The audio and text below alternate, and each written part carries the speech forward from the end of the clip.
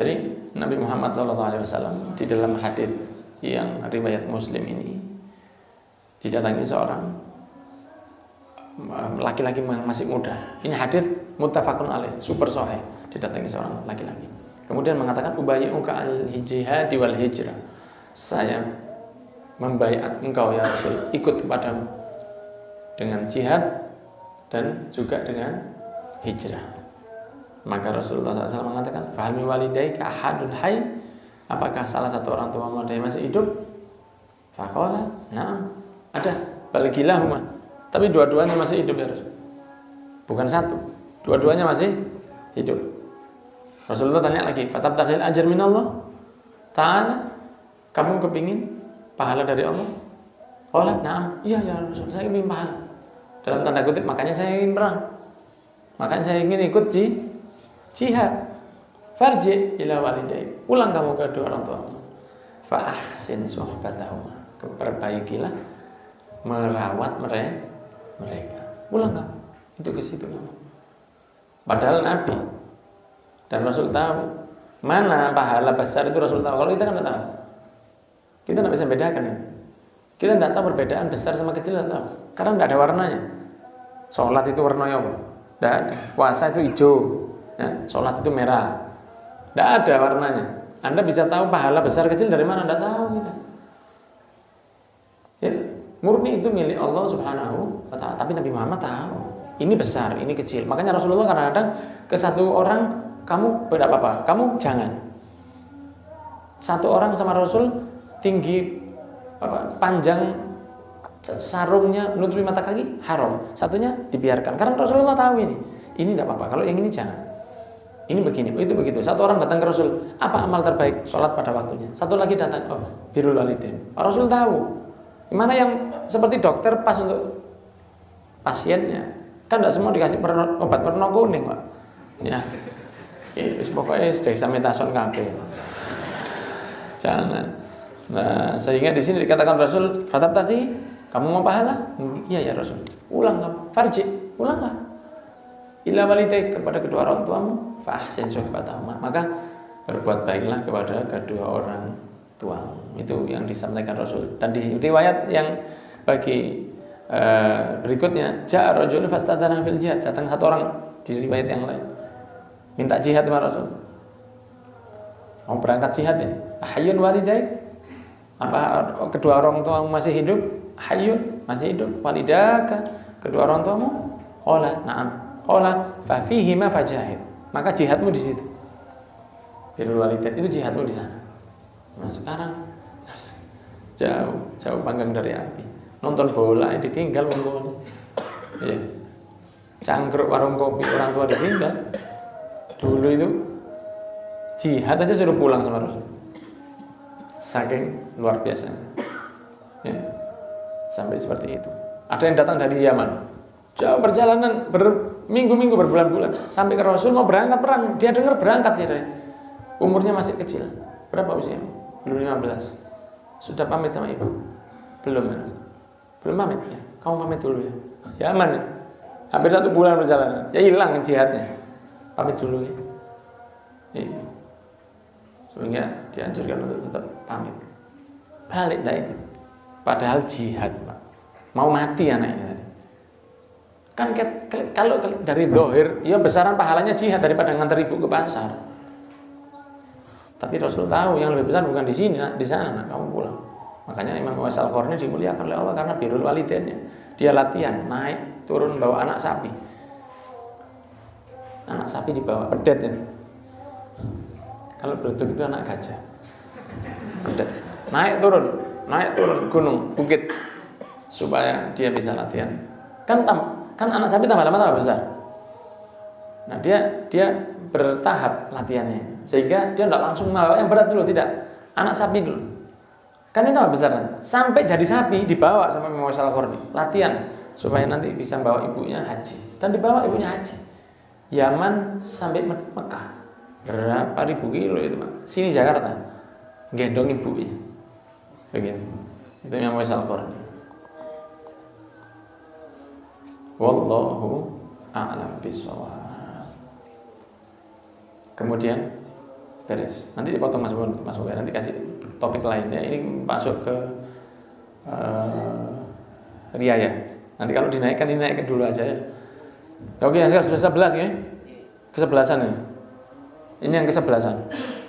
Bismillahirrahmanirrahim. Wa anhu anin Nabi sallallahu alaihi wasallam qala, "Laisal wasilu bil mukafi'i walakinnal wasila alladzi idza qata'at rahimuhu wasalah." Rawahul Bukhari. Wa qata'at bi fathil qafi wat ta wa rahimuhu marfu'. Wa an Aisyah radhiyallahu anha anin Nabi sallallahu alaihi wasallam qala, "Ar-rahimu mu'allaqatun bil 'arsy taqul, man wasalani wa wasalahu Allah, wa man qata'ani qata'ahu Allah." Muttafaqun alaih. Ya, ini tentang silaturahmi. Jadi silaturahmi itu bukan mendatangi mantan, itu kan cuma sinetron saja. Ya, menikah. Nah, saya heran ini. Menikah ngundang mantan ini maksudnya itu apa? Lebay, cuman gaya rame-ramean saja. Menikah ngundang mantan itu benar. Mantannya pun mantan haram, bukan mantan suami, bukan mantan istri. Mantan haram. Sudah ini hilang, sudah tidak ada pakai gaya-gaya begitu. Nah, kemudian silaturahmi itu bukan mendatangi teman. Bukan. Di sini disebutkan laisal wasil, bukanlah orang yang nyambung silaturahmi itu bil mukafi, kepada orang yang sama. Saya sama jenengan tidak ada masalah. Silaturahmi Pak, itu bukan silaturahmi. Itu ziarah saja, koncoan, berteman, angkringan, cangkruan, bukan silaturahmi. Aku paling senang silaturahmi. Yang didatangi konconya yang paling baik, best friend-nya didatangi untuk silaturahmi. Rasul yang mengatakan, laisa, bukanlah al-wasil, orang yang nyambung silaturahmi itu bil mukafi, kepada orang yang sudah baik sama antum. Walakin, sedangkan yang namanya silaturahmi nyambung itu alladzi idza qata'at rahimuhu wasalah. Kalau diputus tali silaturahminya, kalau ada keluarga yang tidak mau kepada Anda yang nyambung. Itu namanya silaturahmi. Karena silah itu artinya nyambung, rahim itu artinya rahim. Nyambung yang ada rahim atau yang pernah serahim dulunya. Entah kakek kita dengan kakeknya dia pernah serahim sehingga kita jadi sepupu. Entah buyut kita dengan buyutnya pernah sekandung sehingga kita jadi mindoan. Entah seterusnya seperti itu. Walhasil yang masih ada saudara darahnya dekat. Nah, itu yang namanya nyambung silaturahmi. Itu juga seperti itu. Dan Rasulullah juga mengatakan, dan Siti Aisyah mengatakan bahwa Rasulullah bersabda, ar-rahimu rahim mu'allaqatun bil arsh. Itu tergantung dengan arsh. Ya. Taqulu, maka rahim itu mengatakan, man wasolani wasolahullah, wa man qata'ani qata'ahullah. Muttafaqun alaih. Jadi silaturahmi rahim ini dengan sepupu, paman dengan ponakan, ponakan dengan paman, bibi dengan ponakan, ponakan dengan bibi, mbah dengan cucu, cucu dengan mbahnya, istri dengan suami, suami dengan istri, istri ke mertua, suami ke mertua. Nah, ini yang dekat-dekat ini, yang khususnya masih ada tali darah persaudaraan. Nah, itu yang disambung. Kalau disambung, Allah akan nyambung ke dia. Nyambung segalanya. Rizkinya digampangkan, umurnya diberi berkah, kehidupannya diberi lancar. Mau sakit gak jadi sakit. Itu wasolahullah, disambung sama Allah. Jadi yang dia tidak enak, tidak disampaikan. Yang dia senang, diberikan. Wasolahullah. Waman qata'aha, waman qata'ani, katanya rahim, siapa orang yang memotongnya, memotong saya, kata silaturahmi, kalau tanya rahim, qata'ahullah, semoga diputus sama Allah. Siapa yang memutus saya, tidak mau berbuat baik kepada sepupunya, bermasalah, kemudian tidak mau memaafkan dengan paman bibinya, tidak mau bersilaturahmi, tidak mau di lebaran, tidak mau semua, walhasil putus sama sekali, qata'ahullah, terputus kamu, diputus oleh Allah, Gusti Allah. Nah, makanya kalau lebaran itu hati-hati. Ya, kalau lebaran itu momen yang pas sebetulnya. Ya, jangan hanya nunggu lebaran, tapi kalau lebaran itu hati-hati. Nanti silaturahmi, salaman, semua diajak salaman. Di rumahnya mbah itu kan, rumah punden, rumah kuncen, rumah macam-macam, rumah apa aja. Ya, rumahnya itu rumah induk, rumah induknya. Rumah induk itu kan kalau lebaran datang semua. Pak Le, Pak Ule, Pak De, Bude, kakung, putri, kangkung, sayur semuanya datang.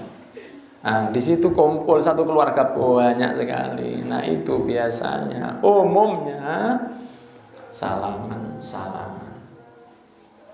Ngawur, ini yang ngawur. Ya. Siapa aja yang boleh diajak bermusafahah? Ada di surat An-Nisa ayat 23. Ibu boleh, ya. Ibu kandung boleh, ibu kos enggak boleh, ya. Nenek boleh, anak kandung boleh, saudari perempuan boleh kalau Anda laki-laki, mertua boleh walaupun sudah pisah dengan anaknya, masih tetap tidak ada mantan mertua. Kemudian ponakan itu boleh, kakak kandung perempuan boleh, keponakan boleh, bibi boleh, anak tiri yang sudah orang tuanya hubungan suami istri maka boleh juga salaman. Saudara seayah boleh, saudara seibu boleh. Kalau tidak seayah seibu ya ojo dikatakan. Tidak ada putusnya sama sekali. Hati-hati. Ya, jadi perhatian ini. Ipar itu tidak boleh diajak salaman. Sepupu, mindoan tidak boleh. Saudara mertua tidak boleh. Tetangga, ya lihat dulu. Biasanya tidak ini, tapi sama bos kalah. Bosnya sekarang begini, bosnya perempuan. Lihat ini, kalau tidak salaman, SP. Tolak saja. Bagaimana cara nolaknya? Gabungkan tangan Anda. Jangan gini. Kok akhirnya viral kayak sindiknya, aku berdoa pakai begini. Kita kan muslim ya. Jadi boleh begini. Mohon maaf. Saya tadi baru wudu. Entah tadi pagi atau tadi malam. Ya, lah kalau tidak bawa wudu kan tidak boleh bohong. Saya tadi wudu. Oh enggak. Atau katakan saya lagi bawa wudu. Nah, seperti itu supaya tidak bermusafahah. La an yut'ana fi ra'si ahadikum. Ya, di kepala kalian kata Rasul sallallahu alaihi wasallam. Khairun, lebih baik daripada menyentuh tangan yang bukan mahramnya. Di riwayat At-Tabrani Rasulullah bersabda seperti itu. Hati-hati, semoga sukses lebarannya dan tidak menjadi awal dari dosa kita. Wassallallahu ala sayyidina Muhammadin wa ala alihi wasallam. Alhamdulillahirabbil alamin.